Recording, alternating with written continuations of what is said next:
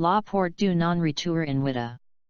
While France celebrates April 27 to June 10, 2016 the month of the memories of slavery and fighting for equality, more than 6,000 kilometers, the city of Ouidah in Benin carries with it the memory of the atrocities that took place. Are perpetrated there until 1848, year which ends, by decree, with the slave trade on behalf of France and its colonies. Ouidah is a city located on the Beninese coast about 40 kilometers from Cotonou.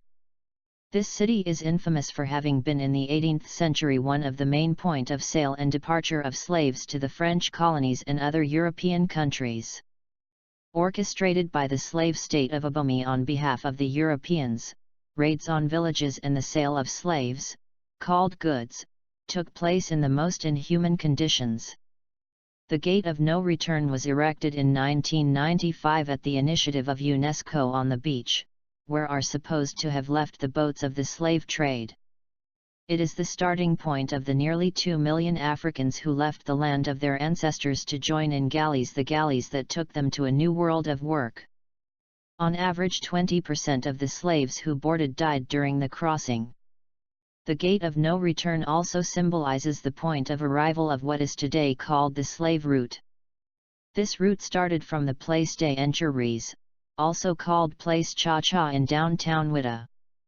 This place was erected in 1717 by King Gezo de Abomey, who confided to his friend, the Brazilian Cha-Cha de Souza, the sale of prisoners of war to Europeans.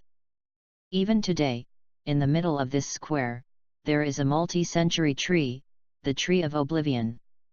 It was practiced a ritual intended to make men and women, sold as slaves, lose all reference. The men had to turn 9 times and the women 7 times around the tree that would make them forget their culture, their past and their homeland. This figure was determined in relation to the beliefs of the people of the time that the men had 9 ribs and women 7. Before crossing the few kilometers that separated them from the boats, the slaves were branded with a letter, a sign of the country where their new buyers belonged. Then, to test their resistance on the boats during the crossing, they were locked up for several weeks or even months in small boxes, where the darkness was almost total. Those who died or were no longer able to cross were thrown into mass graves. Those who remained, roamed the few kilometers that separated them from the beach. The Gate of No Return carries with it the signs of atrocities perpetuated throughout this journey. On both sides of the gate, you can find various sculptures and frescoes symbolizing them.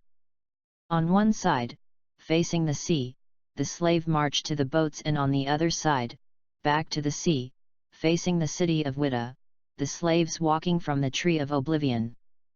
Like us and join us at Extreme Collections for more fun and knowledge.